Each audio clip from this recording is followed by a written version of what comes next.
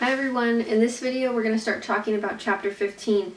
So notice it's called multiple integrals. So we're going to be integrating and using more than one integral at a time. So that's what we're going to start talking about in 15.1, which is double or iterated integrals.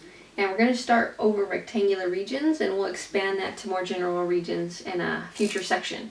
So just a quick reminder and to see where we're going to go with this. In the single variable calculus, your function had one independent variable, and so you had one derivative, your derivative of f with respect to x. And when you wanted to find the antiderivative, you had a single integral of your function f of x dx, your differential back here letting you know you're integrating with respect to x, and then your bounds were some x values from x equals a to x equals b. So now with multivariable functions, two independent variables, for example, you had two partial derivatives, the partial derivative of f with respect to x and a second partial derivative of f with respect to y. And so when you want to find the antiderivative, when you want to integrate, we need two integrals. So we have a double integral of f of xy, and the region here is going to be some values between for x values, so some boundary for x and some boundary also for y, so we're going to say over region R. And then the differential back here is actually going to be dA, where A you can think of as area, and we'll explain that in just a minute about why it's dA. Okay, but this actually becomes dx dy, and we'll get into all that.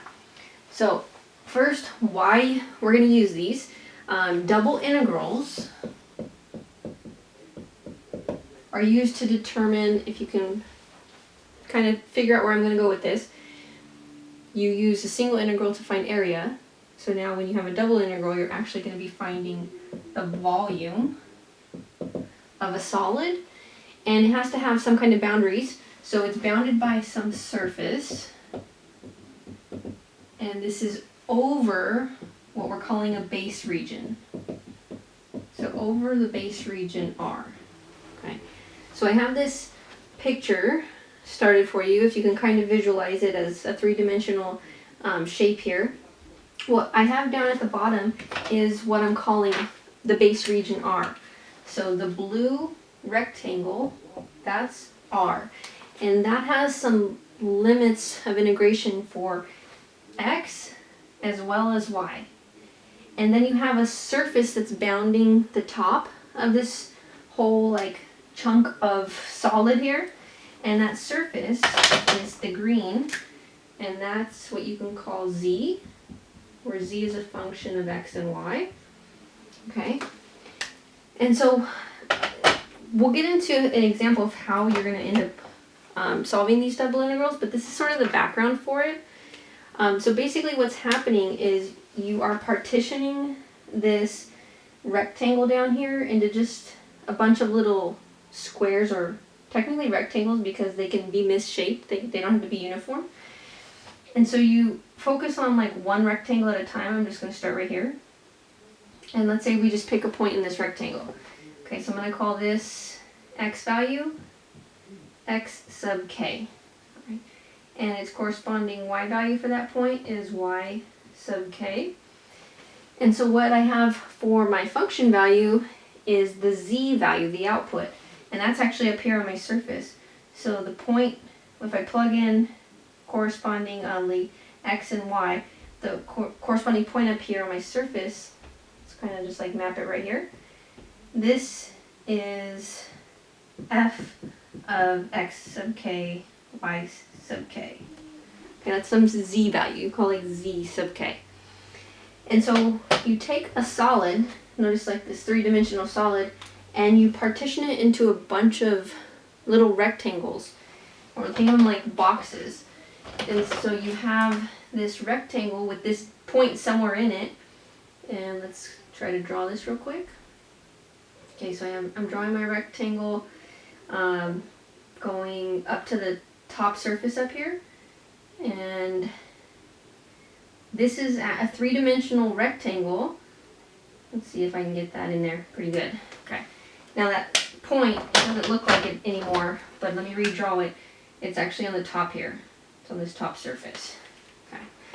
So if you can tell what's happening, you have this slice of a three-dimensional rectangle piece, like this rectangular box type thing.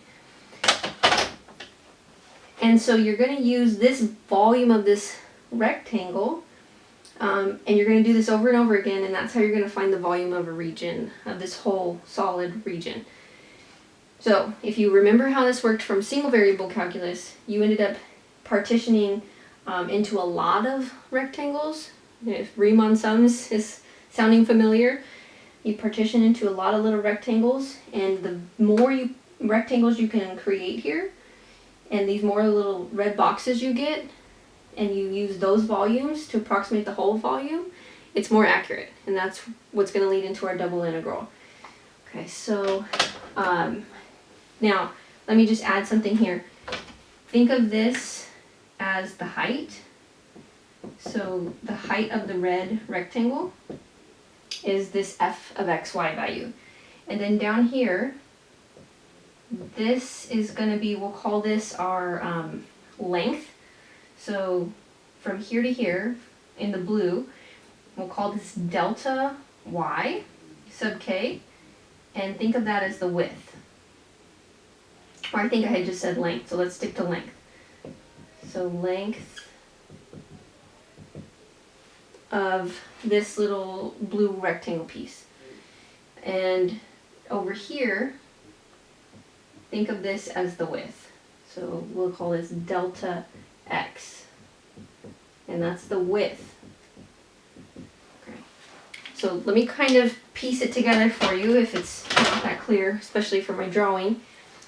And I'm just going to try to make it a nicer rectangle real fast. So just focus on this part. You have this 3D rectangle shape.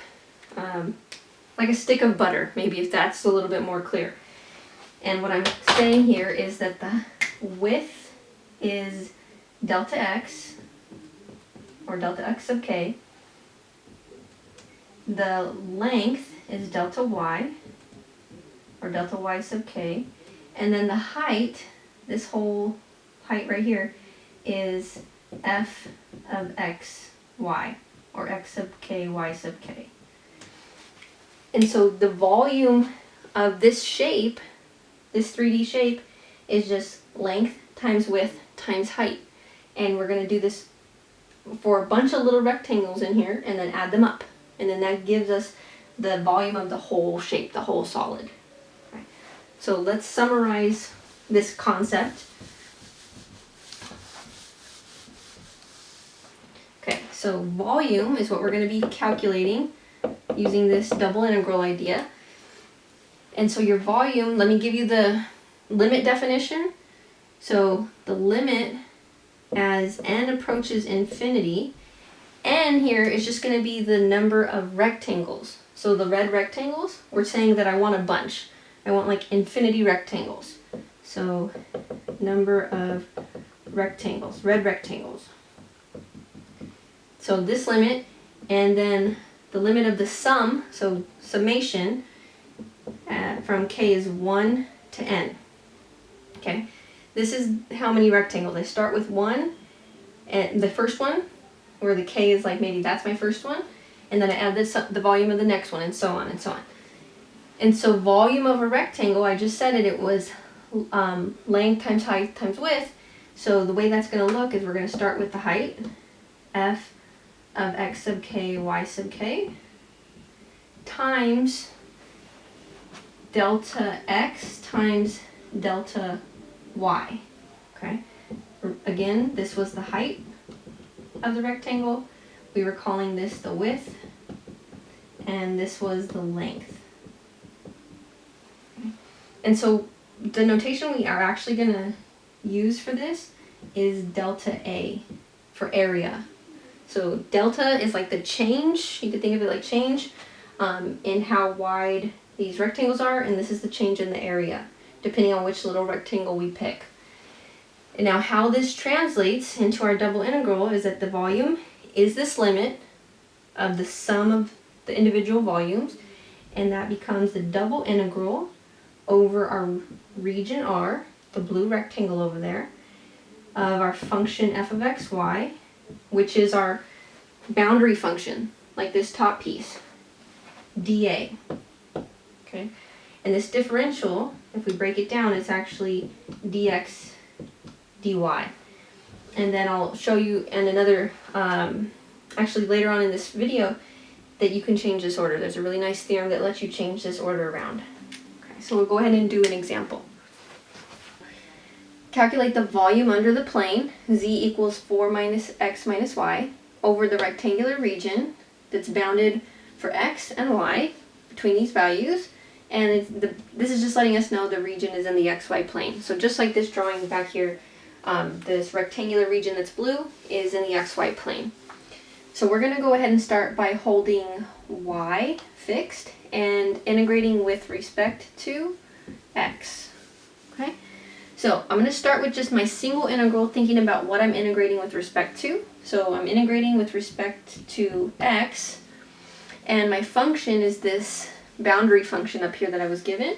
So it's 4 minus x minus y. Let's make that look a little better.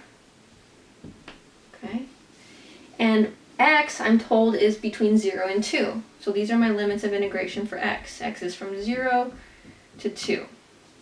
Now I'm trying to find volume, and if you think about it from single variable calculus, this integral would give me area under the curve. Okay, but I need volume, so that's where the second derivative comes in, integral. Second integral comes in, and I'm going to integrate after I do the inside part with respect to y.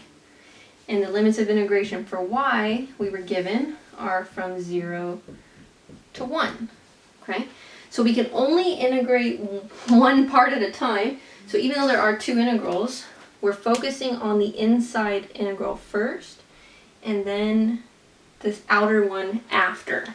Okay, so even though I have two integrals, I'm only doing one at a time.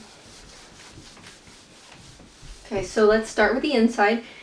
With respect to x, think of y as just a constant. It's fixed right now. So with respect to x, I have the integral of 4 is 4x minus, using my power rule, x squared over 2. And then again, remember, think of y as a constant. So y times x. It's like negative 3 times x. Y is my constant right here. Okay, and now this is going to get evaluated from x is 0 to 2, but this is still just the inside. So after I do this, I still have to think about my other integral, this outside one. So let me put this back on. Okay, so technically I've integrated the inside. So let's make this look nicer and simplify. So we have 4, let me go ahead and not skip this, 4 times 2 minus 2 squared over 2. Minus y times 2 minus, I'm going to plug in zeros everywhere. I'll just do it kind of by talking to you. 0 times 4 is 0, minus 0 squared over 2 is 0, minus y times 0, so just minus 0. Okay. So this whole part, let's simplify it real quick. We get 8 minus 2, so 6 minus 2y. And that was the inside integral, the one with respect to x. So now I'm going to put my outside integral back on and integrate now with respect to y.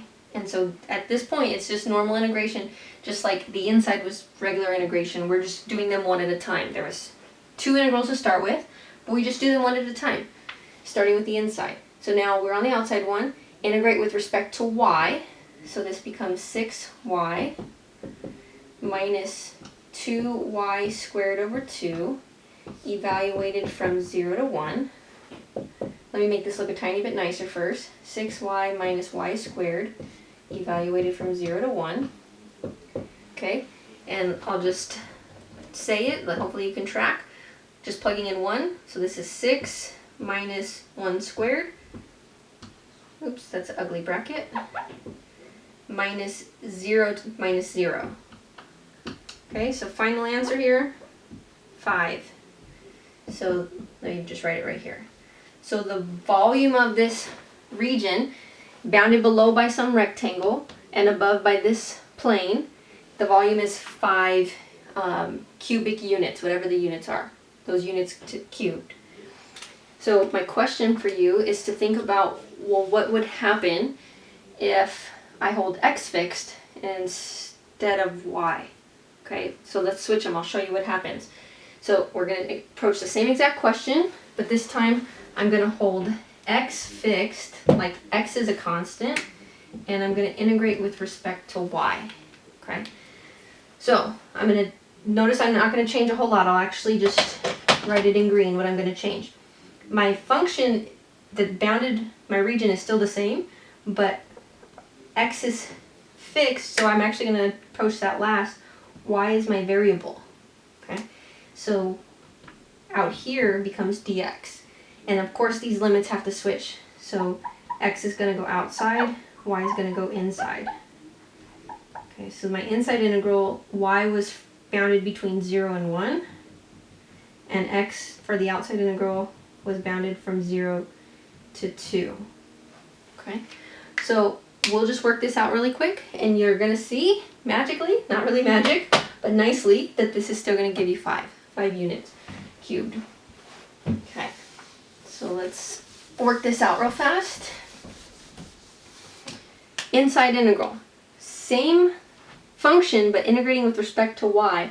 So when I'm integrating this with respect to y, I have 4y, x is a constant, so minus xy, and then power rule minus y squared over 2. Evaluated from my y limits of 0 to 1. Okay? And again, this is the inside, so after this, I'm still going to go back and integrate one more time, and this with respect to x. Okay? So in here, let's plug this in.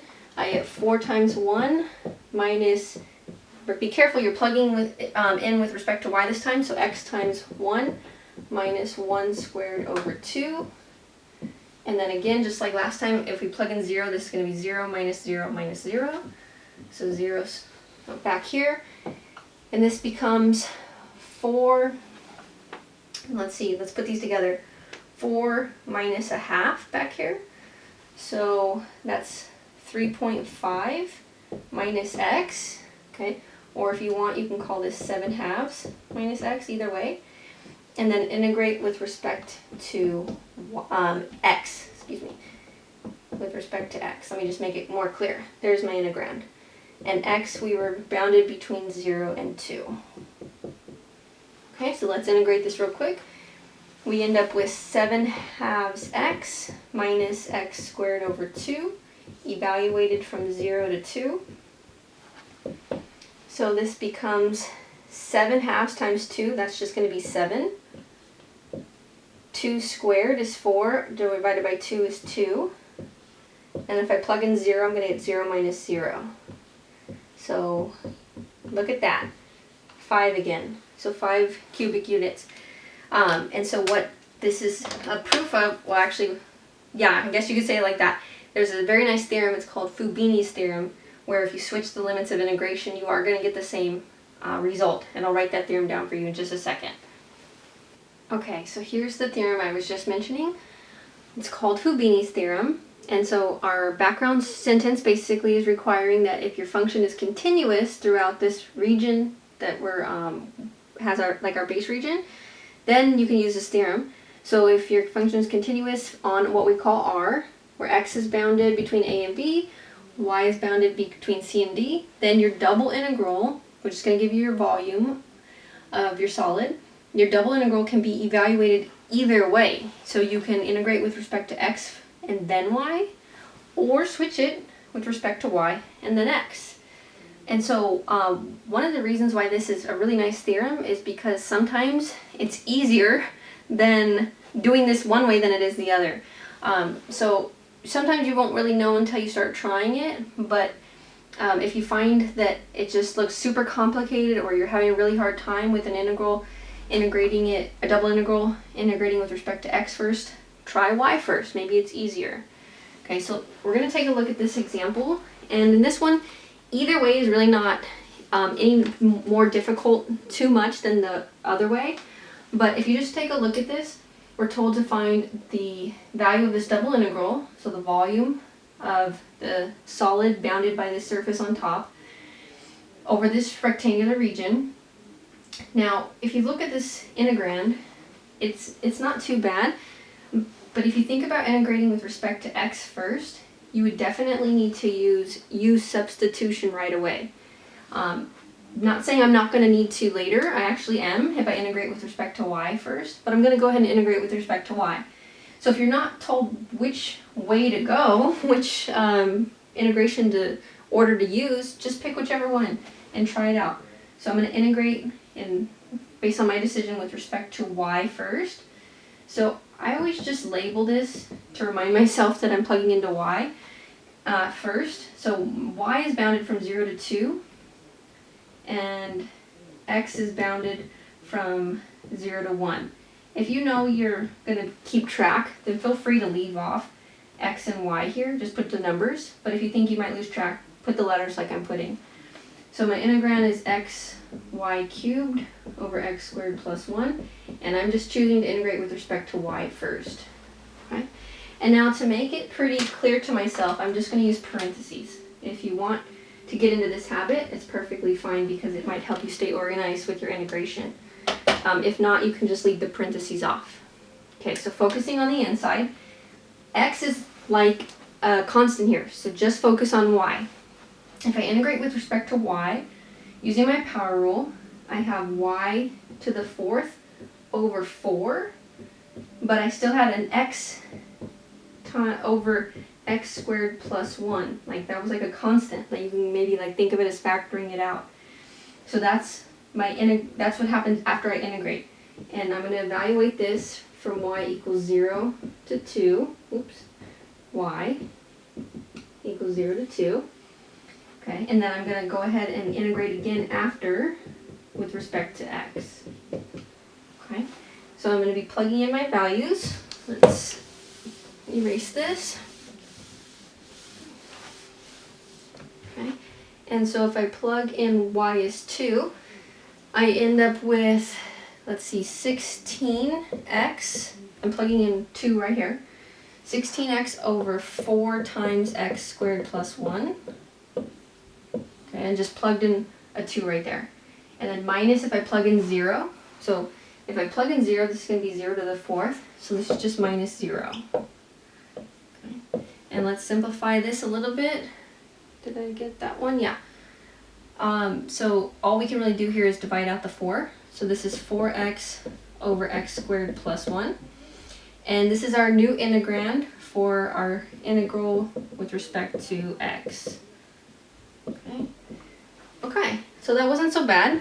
Now with respect to x, now I do in fact have to use substitution. I just kind of saved it for later, I guess, instead of doing it right away if I would have worked with x first. Okay. So I'm going to use u sub. I'm going to just say u is the denominator, x squared plus 1.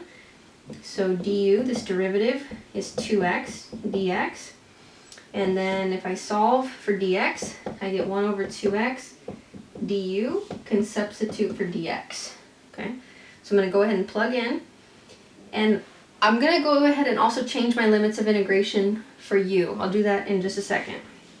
So I have, let's see what we end up with here, 4x over, let's go color coordinated, u, times, we have back here, it was dx, but that's now 1 over 2x du. Okay. And now let me go ahead and change my limits of integration as well. So back in my choice for u, let's find what x becomes when we go to u. So my upper limit, when x is 1, if I plug that in, 1 squared plus 1 gives me u equals 2. My lower limit was x equals 0. And when I plug that in, I get 0 squared plus 1, u is 1. Okay, so those are my new limits of integration. U is 1 up until 2. Okay, so let's simplify this integral real quick and then we'll integrate. So from 1 to 2, the 4 and the x is going to divide out with the 2x. We're left with 2 over u du. All right, so we have 2 ln u evaluated from u equals 1 to 2. So we get 2, oops, that's a weird 2. 2 ln 2 minus 2 ln 1. But remember, natural log of 1, it's like e to what power is 1? It's 0. So this is just 2 ln 2. Final answer.